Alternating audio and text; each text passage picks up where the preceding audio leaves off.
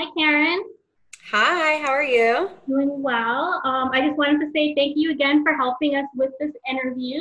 This is the Decibel Entertainment Festival for 2020, and we're really excited to have you on board to help some of our students and staff learn about leadership and management. Yeah, I'm so excited to be here. Thanks for having me. So, why don't we start with a little bit of a background? Why don't you tell us about yourself and how you earned your position currently at Merlin? Yeah, of course. So, my name's Karen. I am the VP of Sales for Merlin Entertainments. So, what is Merlin? A lot of people have never even heard of us, but you've probably heard of our brands, which is everything from Legoland Theme Parks to Life Aquariums to Madame Tussauds Wax Museums to the London Eye.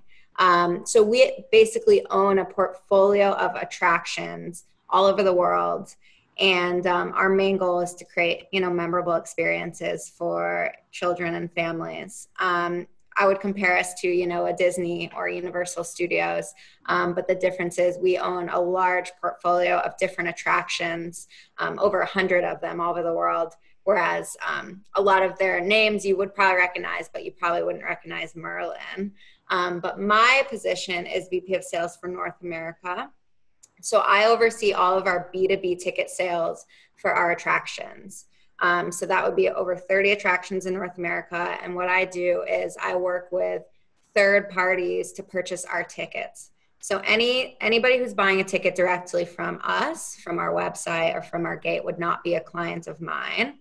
Mine would be a third party, like maybe you've heard of Expedia or Viator, or maybe your student campus would sell tickets. All of these people that are reselling our tickets would be one of my clients. And I got here after 9 years of working with Merlin. It's been quite the journey. I've been with the company. A lot of people think 9 years is a really long time to be with a company when you're younger. A lot of people Yes, switch jobs a lot, it really but is. I've absolutely adored working for Merlin. So I started on a graduate management trainee program with them, and that really helped me to understand every asset of the company, from finance to marketing to operations. And it's something I would totally recommend for anybody who is interested in learning more about, what they really want to do, because, you go to school thinking you want to do one thing, but you need to actually do it to understand, what you love. And that's how I started to realize I love sales, because I love working with people. I'm pretty competitive, so I like the numbers element of it. I like selling, and I'm passionate about the product, so it's very easy for me to promote it. So from there, I took different sales roles in the company. I worked in New York City. I worked in California. I moved to London. I moved to Japan. So I really gained this international and kind of global experience that helped me to, get to where I am today, which is, overseeing North America. And I've been in this position for about a year, and I've absolutely loved it. Sounds like such a transition and so much growth over the years. I feel like a lot of us aspire for that. And it's just Yeah. really inspiring to see how you've achieved that Yeah. Thank you. even. So let's see. What would you say is one of the biggest skill sets that you had over the years to get you to this point? So I think there's a couple things. I think that you have to not be afraid to kind of take a chance and take a risk. Um, you know, I had to move. I moved 10 times in the past 9 years. And I was, very flexible. And some people don't have that ability to be so flexible, if they have family or things that they have that's holding them to a certain location. But I would say having an open mind and willing to be as flexible as you possibly can will help you grow. And the way I kind of always frame a question when I'm looking to, take a jump in my career or look at a new job is asking myself, what is the best thing that can happen from this? Instead of asking what the worst thing that can happen, because that is what people always jump to. And it is a good thing to understand, what is the worst thing that can happen, because you can really, see, maybe that's not so bad. But when you open your mind up to what is the best thing that can happen, it creates a whole new, set of scenarios for you that really help motivate And I think that would be the biggest thing that's kind of helped drive me to kind of grow in this career. I mean, I think the other main thing has been, having confidence and taking ownership in kind of everything that you do. So, people, when they start a new job, sometimes they question their abilities and they question themselves and if they can really do it. But a lot of the job is learning as you go, and being confident in what you can bring to the table. You got that job for a reason. And owning your decisions, learning from them. If you do make a mistake, learning from that and building on it. Because if everything was just very easy and you kind of knew everything right away, then you would be the CEO, Sure. So I think, some people doubt themselves a lot, but it's important to just stay confident in yourself and what you bring, because everybody brings something really unique, and just know that and, move forward with that. Interesting. I like how you spoke about the risk on the personal side and having to shift around your career to accommodate it. How have you taken risk on the career side, though? Have I taken risks on the career side? Yeah. I mean, I think, being in such a big position and having, these huge decisions that I've had to make in terms of, one of my positions was revenue manager for our Legoland parks. And, making a decision on pricing that impacts, millions of people, that are coming to our parks. It's a big one. So you need to just do your research and use data as much as you possibly can. Because, if you have data that backs, what you're doing, again, what's the worst thing that can happen? What's the best thing that can happen? So I think using data as much as you possibly can, not going off of like me search, I like to say, because it's research. You can't use your own experience, which is me search. You really need to use others' experiences and do as much research and data as you can.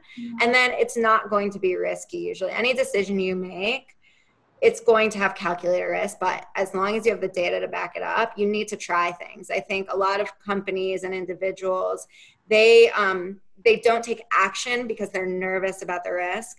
And it's very important to take action because you can't gather more data until you actually try things. And even if it doesn't go the way you want it to, at least you have that learning experience to kind of refine what you're doing. So that would be the biggest thing. It really shows the importance of failure, because until you make those mistakes, you'll never learn what to do correctly next time. Totally. So with all of that needs to get done, just to even start a project, to end a project, and to just continue anything throughout, how do you manage your time for all of that? Yeah, time management is huge in any, position, any, mid-level, manager, executive level. And I think even more and more so now with COVID and with, people changing how they work, working from home, it's important to find your rhythm, and I would say the biggest thing is figuring out what your flow is and what your kind of strengths are. The 9 to 5 day is gone, in my opinion. I work with a global team. I will have calls at 5 a.m. I'll have calls at, 9 p.m. So that's totally gone. So you have to figure out what your best kind of rhythm is for your work and life, because there is no balance anymore. It's kind of all flowing together, right? So figuring out, how you operate best, whether that's, breaking down your day into 30-minute time zones, into 1 hour. For me, it's 1 hour max. I can't really dedicate more than 1 hour consistently without taking some type of little break, because you need to break every so often. And it's not normal to really focus and sit there for 4 hours. That's not normal. That's not human. And it's not normal to multitask either, even though a lot of people say that it is. You can't actually do it. So really dedicating that focus. Yes. And not being mad at yourself for, taking those breaks or doing things that work with your flow. Like, some people like to schedule all of their important meetings at the beginning of the day. And if that's what works for them, that's great. For me, that doesn't work. My first hour of my day, I don't like to schedule any meetings because I use that as a time to prioritize my tasks. And then I'll set meetings later in the day because that's where actually I feel like my brain is kind of working in full speed. So figuring out that flow. For me personally, I use a tool called Microsoft OneNote, which you can use any tool, but this is one that I love, where you actually, it's a constant kind of spreadsheet that you can open at any time. Anytime you make an edit, it saves it. And I classify my to-do list into short, medium, and long-term goals, because what I used to do was I just had this huge to-do list that was like 100, things. Started, but you really never accomplished anything. You never accomplish it. Yeah. And you always feel that you have more to do. And it's hard to see that. And I'm definitely the type that will write something, even if I'm kind of done it already, just so I can check it off, because I need that gratification. Yes, and it's just nice to check it off sometimes. I feel really accomplished. Yeah. Yeah. So, I mean, having a list and making sure you know the order of your goals and breaking that down. I mean, 5 priorities max a day, and you can do those 5, because it gets very daunting when you see, 20 things on your to-do list that you want to do that day. How are you ever going to do that? So just focusing on those 5, focusing on one day at a time, because, it's good to look into the future, but if you start looking too much, you get very overwhelmed with the amount that has to get done. So focusing on the short term and making sure that you prioritize in the right way and keep track of that. I agree with you. I use OneNote every day myself, and it's like the binder of my life.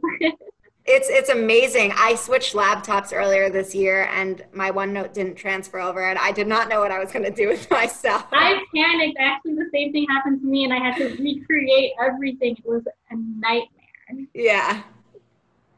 So let's see. So you went over time management, how important it is to take a risk. Is there anything else you would say is a secret to success, or something that has gotten you to where you are today? Yeah. I mean, I would say time management, 100%, that has got to be on there. I think, one of the biggest things for me is being passionate about what you do, and particularly in sales, because I could never sell something that I did not believe in, or that I wasn't passionate about. I have memories of going to our attractions when I was younger with my family, and that, totally drives me every day, because I experienced it and I know what those memories can do, for a family, and, forming, how you are as an adult. So I personally am so passionate about this. Like, I don't think I would be able to sell, vacuum cleaners or something. I mean, not that vacuum cleaners aren't important, but you need to really think like you're doing this every day. This is one of your biggest relationships in your life. People put so much work and effort into their relationship with their spouse, or their partner, but this is a relationship too. And you need to be passionate about it and care about it, because if not, you're really wasting a lot of time, because money is not, getting a paycheck is okay, but you need to be passionate about it. So I would say that would be my biggest thing.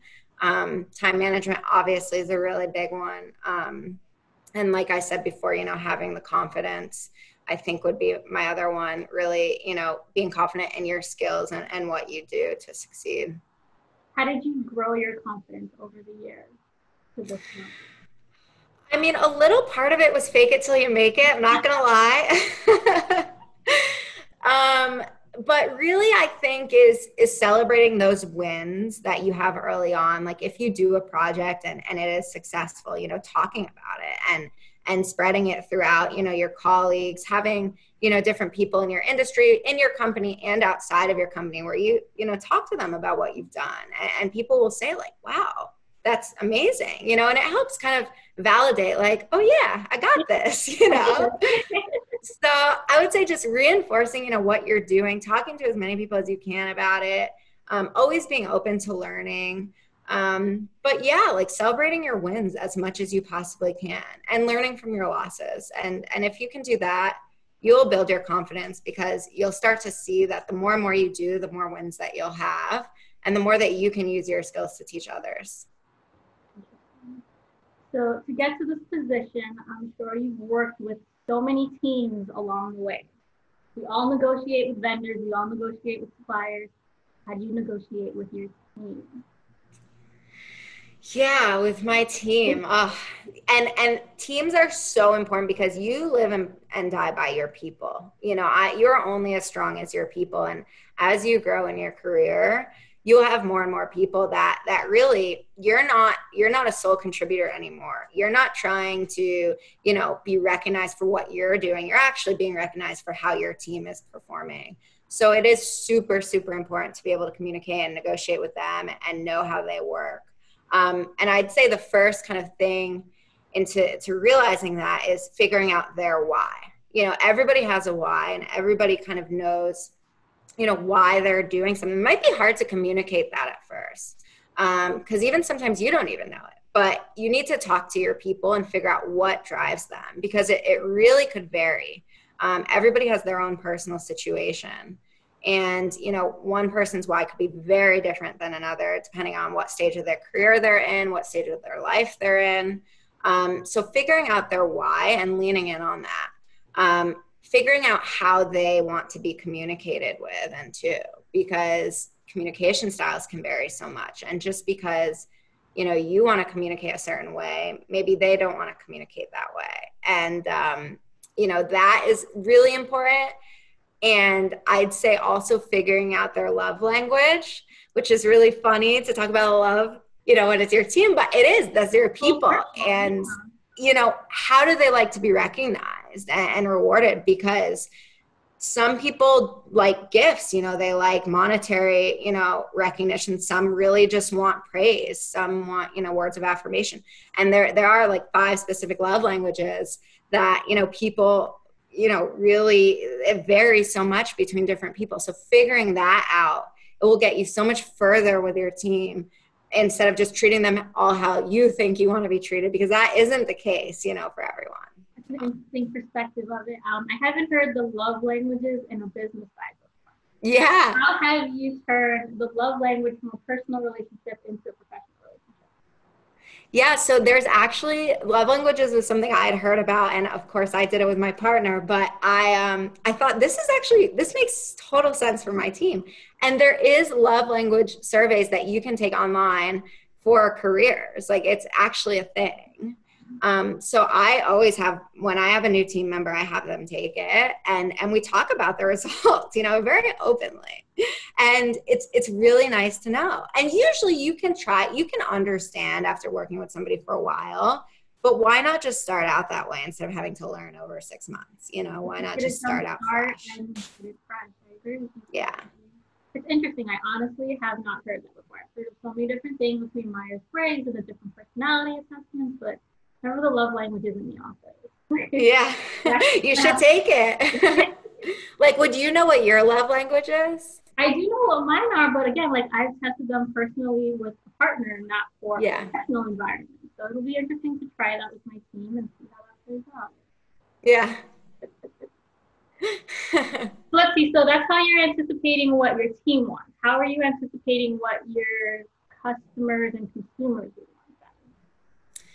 Yeah, so that, that's something that we do every day. And that, that too comes down to your why. I think there is this age-old question that always comes up in sales interviews, which is, sell me this pen. I don't know if you've ever heard that, but that is like, sales 101. No, 101. And, what usually happens is people sell you, the different attributes of the pen. They say how well it writes. They say what the cost is, but they just start selling and not asking why the customer wants the pen. What is the problem they're trying to solve? And that is something that you need to know about your customer always. You need to know why they are selling and what problem they are trying to solve for their customers, because all of our customers have customers too. And I think so often salespeople forget to kind of figure that out. And that's when it becomes a win-lose, partnership. And you always hear win-win, and that's obviously the goal, but it takes a lot to get to that, because so many times people don't understand the whys of their client, and they're pushing their own agenda and their why, but not understanding the client's why. So, we always like to have, monthly meetings with every single one of our clients, asking them what their why is and what kind of their goals are. Not because we know ours, but really understanding what theirs are so that we can collectively work with them on products that will work for their customers. Because it might not always be, just discounting a ticket. Customers might want something completely different, but you're not going to know that until you talk to them. So I think communication is so key. It's so key to understand, the path to purchase of the end customer. How are they shopping? that's changing so much, obviously, with the digital era and, how people are finding out about us. So figuring out, how are those customers shopping now and how are they making their decisions? What is influencing those decisions? And really getting to the core of that, because if you don't, again, you're getting back to the me search and you're just assuming that everyone will make a decision based on what you know, but that's not always the case. So. It's not. You mentioned that consumers are changing, our society and environment, as we all know, it's changing right now. I mean, yep. How do you see this playing out with this type of disruption in the industry for entertainment right now? Oh, sorry, you cut out at the end. What did you say? Sorry. How do you see this type of disruption playing out for the industry? Because as you know, entertainment is going to be very different once they start to come back. So how do you see that playing out? Yeah, I mean, I think, everyone is aware that the world is in a very different place than it was, a year ago. And I think it's very hard for people to wrap their head around the future because it's so uncertain. No one has ever been through this before. But I take it back to other kind of, things that we have experienced in our lifetime, like, 9/11 or other terrorist attacks, other natural disasters. We are such an incredibly resilient industry. And I think, we are here to stay. Tourism and hospitality and entertainment, people crave that. They crave interaction. They crave in-person experiences. So I don't think we are going anywhere. But what we do need to do is adapt, and we need to kind of think short and long term. How can we adapt short term? Merlin has already undergone a huge amount of changes to, how we operate with regards to health and safety standards, where, we're doing temperature checks and cleanings of everything and, requiring masks, and just as much as you can possibly adapt to make this the safest possible, the better. And then, see what happens in the future. Hopefully there will be some type of vaccine. But if there is not, how can we make our attractions as, user-friendly and as safe as physically possible, and, taking ownership that we need to do that for the good of everyone. And if we can't, then we would not open. But I think, everyone has that responsibility when you're in the entertainment industry, but knowing that you have the responsibility to protect everyone, but also to provide that experience to them, because that is something that they want. And if we were all to just say, this isn't gonna last and we're done, that would just be horrible. So, I think we're here to stay, and it will take a lot of adaptation, but we can do it. That is a very true point, actually, that people crave the entertainment industry. I mean, just thinking about from children into your adulthood is something that you need to stay happy throughout the day. Yeah. Everyone's looking for various means throughout the day right now to just keep themselves entertained at home. Yeah, and creating those memories. I mean, it's something that's why I work in this industry, because this is the one thing that and like, even personally, I don't have a trip right now planned, and I'm like, oh, I need a trip. You need it. That's interesting, because I'll plan trips all the time just to keep myself occupied, to make sure I have something to look forward to. And right now, without that, like, I agree with you, there is a void. And I think you're right. That's going to help make sure this industry just comes back. It's just a matter of when at this point. Yeah. Yeah. Yeah. So where do you see the future of entertainment going, given all of this? I think, in the short term, we're going to have, capacity. It will actually be it will be a catered experience, I think, with capacity restrictions and really catering to the health and safety of our guests, even more so. So, I've already done a couple of things where I've gone out to some restaurants, and I think, it's fine. It's definitely a more intimate experience. But I think that could be something that, in the future, we just need to figure out how to adapt to that, whether it's having different time zones that people can visit. You still have the same amount of, people coming in a day, but maybe it's just a smaller amount of time, but it's, they have more focus on them. That could be one way.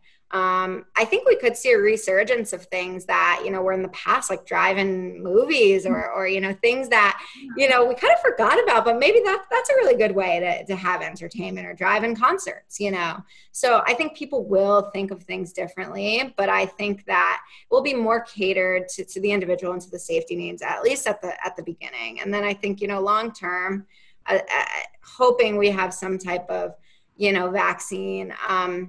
I still think that everybody will still be more health conscious, forever. When you think about how, 9/11 changed the flying industry, like we always still have to not have any liquids on the plane and not have any, shoes on when we go through security. Like there will be things I think that will stay forever, but I think they're great, having sanitization stations everywhere and having, precautions before you're going into a crowded space. I think that is good for everyone, no matter what, because pandemic or not, it's important to, be safe and, stop spreading germs. So.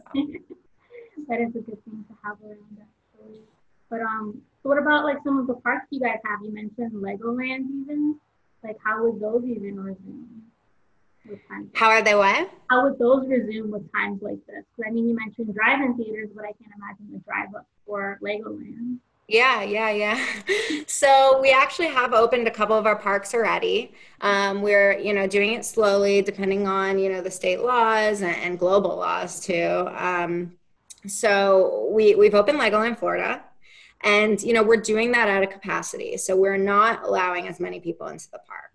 That's one way we can control, how many people are coming in and control, the risk of, crowded people in a space. We're also taking everyone's temperature when they first come into the park to make sure that, the temperature isn't too high and if they're, carrying anything. We are sanitizing the rides between every rider, so we have a whole new process where we're sanitizing all of our rides. We have stations all over the park where we've put in, hand sanitization stations, so that people can really regularly kind of wash their hands or sanitize. So, those are a couple of things that we're doing, and we've been open for a few weeks and we've seen, great success. Everyone's super happy. Everyone is excited because there aren't any lines. When you think about theme parks and lines, that's one of the biggest pains. And now with a reduced capacity, you actually don't have those lines. So, I would love to go right now and not have to wait in the sun, especially if they're cleaning the ride between every, go. It's a little bit more comforting. Very safe. Well, that was very interesting. I really appreciate all of that. I think that's a lot for everyone to learn and a lot for everyone to take in. Is there anything else you'd like to add, or do you have any questions for us? No, I mean, I was really excited to talk to you today, and I hope everyone, finds this interesting. But if you guys have any questions for me, I know that I was not able to do this live, but please post them in the comments, and I will be sure to answer whatever you guys, have for me, and I'm always happy to help. That would be awesome. Thank you so much, Karen. I think that if anyone does have questions, it's great that they could at least post them and get some feedback, and we'll definitely follow up with you. Okay? Awesome. Thank you so much. Karen, I really appreciate you staying on with us today. Thank you. Thank you. Have a good day. You too. Okay. Bye.